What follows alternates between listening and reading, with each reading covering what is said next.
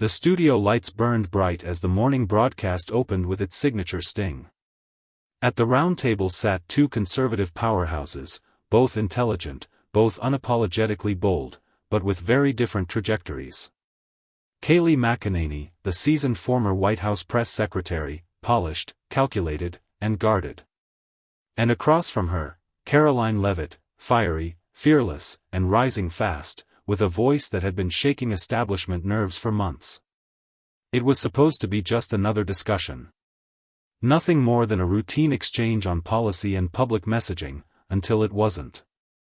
As the moderator shifted to the topic of GOP leadership and the face of modern conservatism, Kayleigh adjusted her blazer, smiled politely, and delivered a line that instantly ignited the air like gasoline on a flame. "Let's be honest, not everyone is built for this spotlight," she said, her eyes briefly flicking toward Karoline. "Some of us earned our seat at the table. Others are just backup dancers, trying to steal center stage with loud moves." Silence. The camera zoomed in on Karoline. Her jaw tensed, her fingers tapped the desk once. She didn't blink. And then, the smile. That smile that said, "You just made a mistake." The tension was more than studio deep, it hit the audience. Was that a dig at Karoline's youth? Her rising popularity? Or was it Kayleigh trying to draw a line in the sand between establishment conservatives and the new wave? Viewers flooded the live chat. Did she just call Karoline a backup? Shots fired. Kayleigh's getting territorial. Karoline didn't interrupt. She didn't raise her voice.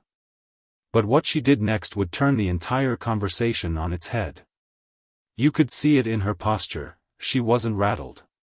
She was calculating her next move like a chess master who just baited their opponent into a blunder. "Well," she said, leaning forward, voice calm but laced with power. "Some of us weren't handed microphones, we earned them by telling the truth when it wasn't convenient." And just like that, the room cracked. Would you call that confidence or confrontation? Is Kayleigh feeling threatened, or just protecting her legacy? Let us know below. The host blinked rapidly, clearly unsure how to recover from the verbal detonation Karoline had just dropped. The air was sharp, you could almost hear the tightening of jaws and the quick shuffle of producers behind the cameras. Kayleigh McEnany, unfazed on the surface, crossed her arms and offered a practiced smile. The kind of smile that says "I've been here before." But for the first time, there was a glint, not of confidence, but of calculation. This wasn't a political opponent, this was a threat to her brand. "It's cute," Kayleigh replied coolly, "watching you try so hard to sound like a seasoned communicator. But shouting louder doesn't make your point stronger." Karoline didn't flinch. She leaned back, almost amused. "And wearing a blazer doesn't make your talking points bulletproof," she fired back. "Some of us speak for the people. Others just memorize what their handlers script the night before." The entire panel stiffened. The host coughed nervously. Kayleigh's eyes narrowed. This wasn't just a debate anymore. This was two worlds colliding, the polished legacy of the GOP's old guard and the unapologetic grit of its rising insurgents. What made this clash even more powerful was that it wasn't about a single policy. It was about identity. Who gets to represent modern conservatism? Whose voice actually resonates with Americans tired of media-trained soundbites? Social media was on fire. Clips of the exchange were already trending, and within minutes, hashtags like #Karoline vs Kayleigh and #BackupNoMore surged. One viewer posted, "Karoline didn't just clap back, she dismantled years of packaged politics in seconds." Another wrote, "Is Kayleigh intimidated? Or just out of touch?" As the segment pushed forward, the moderator, now visibly rattled, tried steering the topic back to safe ground, the economy, inflation, basic GOP messaging. But the audience wasn't buying it. Neither were the two women sitting across from each other. Karoline saw her chance. The energy had shifted. The table wasn't level anymore, and she wasn't interested in just playing nice. "What America needs," she said firmly, "is leadership that isn't afraid of uncomfortable truth. Not one that hides behind legacy and press credentials. And with that, she left her final jab hanging in the air like a thunderclap, challenging not just Kayleigh, but every viewer still clinging to the idea that age equals authority. Kayleigh McEnany sat still, that rare, unnatural stillness only a seasoned media personality can hold. She tilted her head ever so slightly, scanning Karoline's expression as if recalibrating. Every second she didn't respond felt like a crack in her glossy armor. Karoline leaned forward just enough to fill the vacuum of silence. She didn't need to raise her voice. Her confidence did the work for her. Why so quiet now, Kayleigh? Is it because this isn't a controlled press briefing with pre-cleared questions? The audience gave a low gasp, not loud, but sharp. It was the kind of sound that told everyone watching at home, something real is happening here. Kayleigh finally blinked. You think being loud means being right, she said. But that's not leadership, that's noise. Funny, Karoline answered. That's exactly what the Republican base is tired of, being told to sit down and wait their turn. I'm not here to wait. I'm here because you all wasted your turn. A chill swept the studio. The moderator, now visibly uncomfortable, forced a pivot. Let's bring it back to policy. This is policy, Karoline interrupted without breaking eye contact. It's about who's willing to tell the truth, even when it shakes the establishment.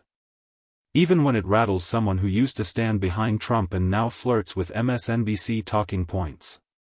The camera panned between the two women. Kayleigh adjusted her posture. It was subtle, but telling, this wasn't the showdown she'd expected. Karoline continued, Look, I respect what Kayleigh was. But we're in a different fight now. America isn't looking for polished responses. They're looking for fighters who bleed truth, not rhetoric. Then she turned, just slightly, toward the camera. You tell me, do you want leaders who play it safe? Or ones who say what you're screaming at your screens every night? That single question flooded the live stream chat. Some said Karoline was too harsh. Others called it long overdue honesty. But no one could deny, she had the crowd in her hands, and Kayleigh, for once, wasn't the loudest voice in the room. As commercial break music rolled in awkwardly, viewers everywhere leaned forward, waiting to see if the fire would die out, or if Karoline was just getting started. When the broadcast returned from commercial, Kayleigh McEnany was already poised, shoulders squared, chin lifted, her trademark composure restored like armor freshly polished. But something had shifted, the usual sparkle in her rebuttals had dulled. Meanwhile, Karoline sat with the kind of stillness that comes from knowing you've already landed a clean hit. Let's get serious, Kayleigh began. I worked in the Trump administration during its most turbulent days. You want to talk about fighting? I stood at that podium with the entire press corps salivating for blood. Where were you then, Karoline? Karoline smiled, not mockingly, but with the self-control of someone who knew the moment was hers. I wasn't in the press room, Kayleigh. I was out in the country, listening. To truck drivers in Iowa, single moms in Ohio, and veterans in Arizona who said, we're tired of DC playing favorites. The audience shifted, hanging on each sentence. You say you face the press? Great. But who are you facing now? Your old talking points? Or the millions of Americans who now see through the act? Kayleigh tried to cut in, but Karoline didn't pause. Let's not forget, you had access. You had the voice. And still, the base feels abandoned. Why do you think that is? The air was electric. Even the moderator hesitated to jump in. This wasn't just a media debate, it was a generational clash. A confrontation between the polished political machine and the raw voice of a new era. One represented legacy, the other, rebellion. America doesn't need nostalgia, Karoline said firmly. It needs leaders who don't flinch when the room gets uncomfortable. She leaned slightly toward Kayleigh. You've mastered the art of surviving Washington. But I'm not here to survive it. I'm here to expose it. The room stilled again. Not because Karoline had shouted, but because she dared to say what others had only danced around. If you were in that room, whose words would echo louder after the lights went off? The calm rebuttals of a seasoned press secretary, or the raw fire of a challenger who refused to stay in line? This wasn't just a disagreement, it was a declaration. And by the look on Kayleigh's face, even she knew, this wasn't a debate she could spin her way out of. By the time the segment ended, neither woman said a word. The lights dimmed, the moderator thanked the guests, and the production team rushed to prep for the next panel. But the atmosphere in the studio was thick with something heavier than awkward silence. It was the kind of tension that lingers after a truth is spoken that can't be taken back.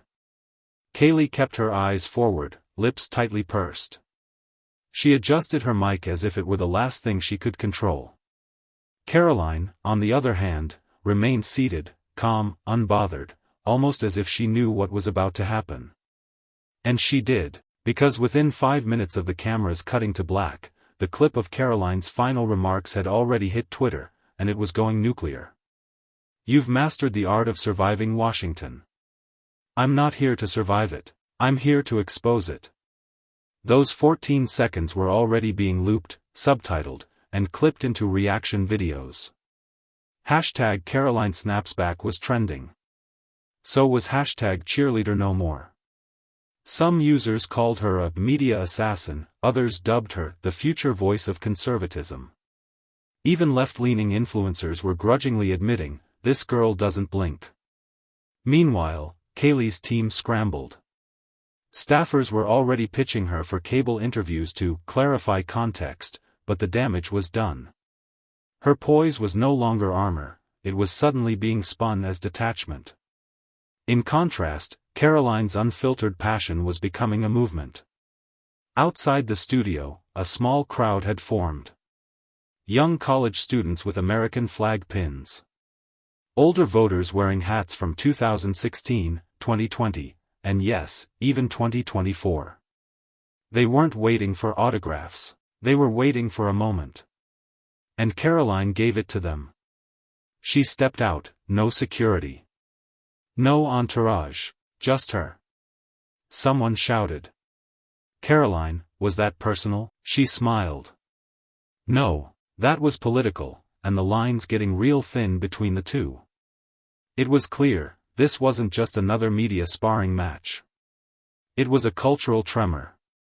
When was the last time you saw someone that young, that poised, that unapologetically bold, completely shift the tone of a national conversation in under 10 minutes?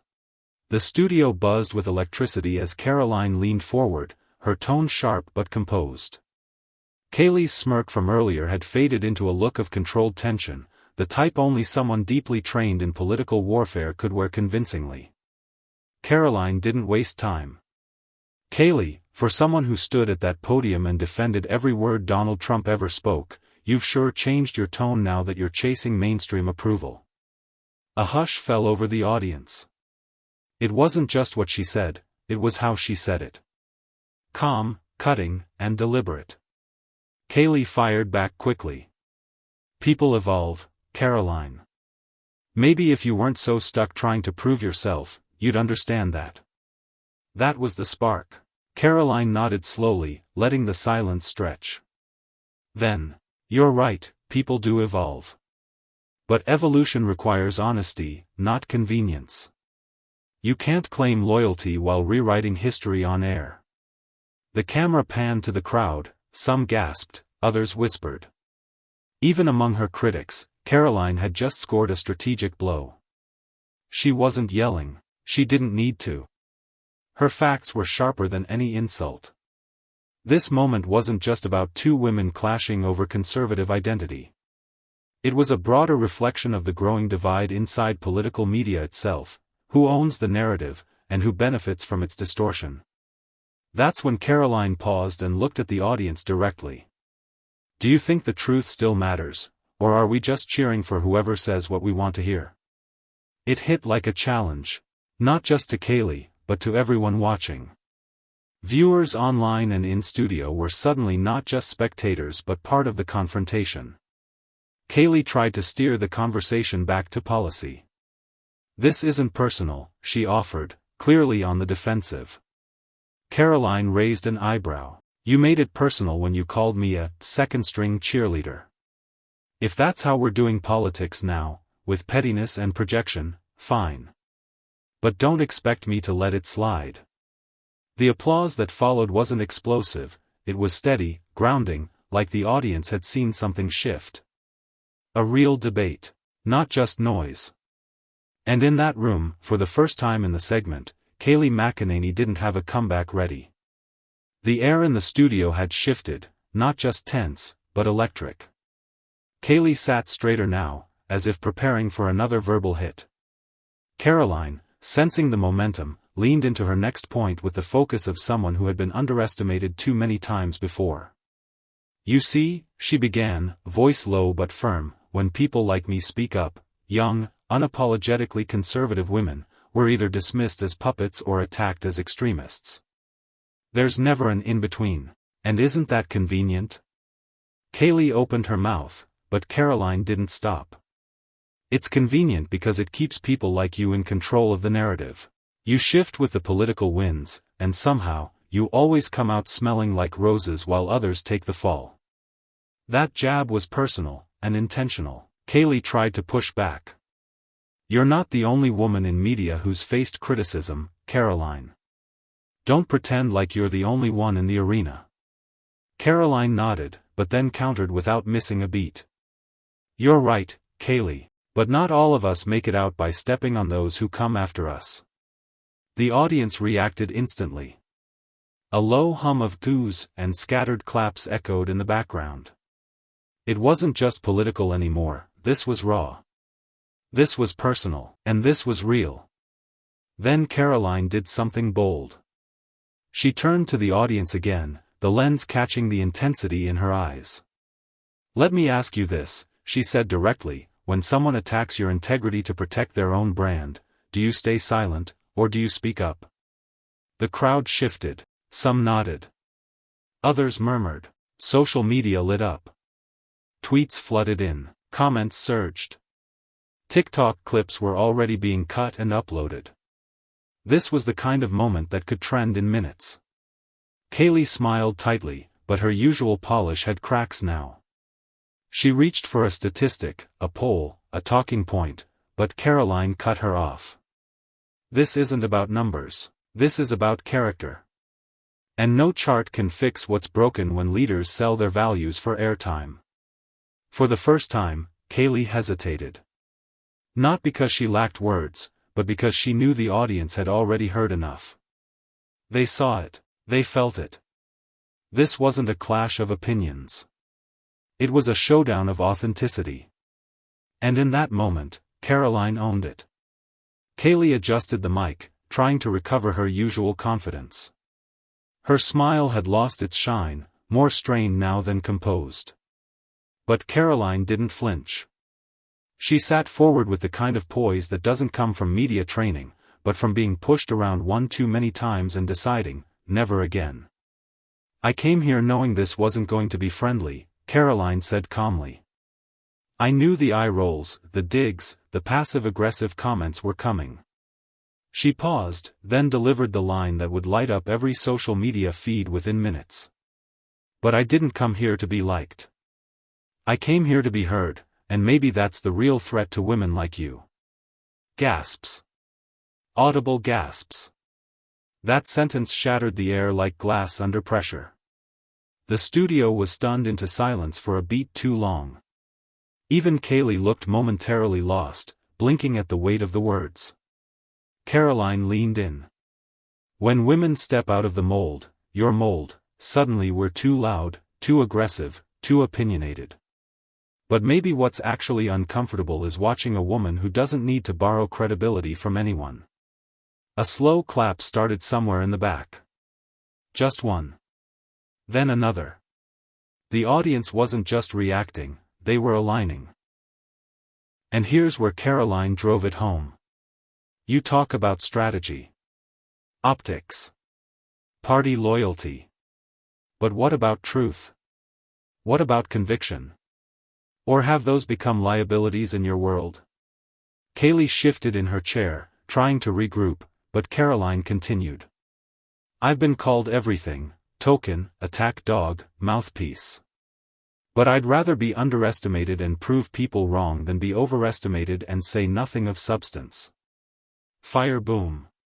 One user on X tweeted, that line? That was the knockout. Karoline didn't just win, she rewrote the rules. TikToks began popping up mid-broadcast. She came for blood, one caption read over the moment of impact. Comment sections were erupting. People weren't just watching, they were talking. Debating. Choosing sides.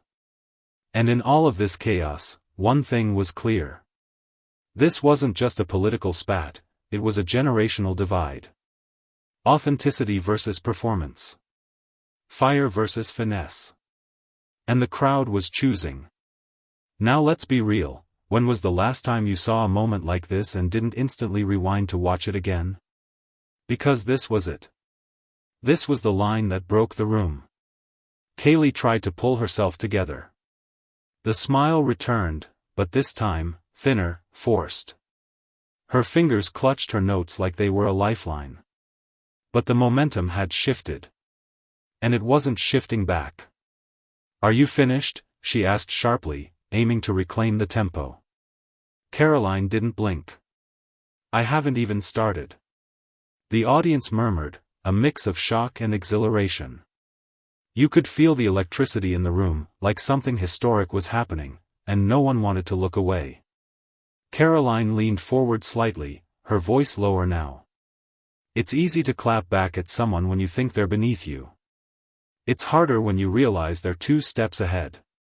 She glanced out at the audience, then locked eyes with Kayleigh again.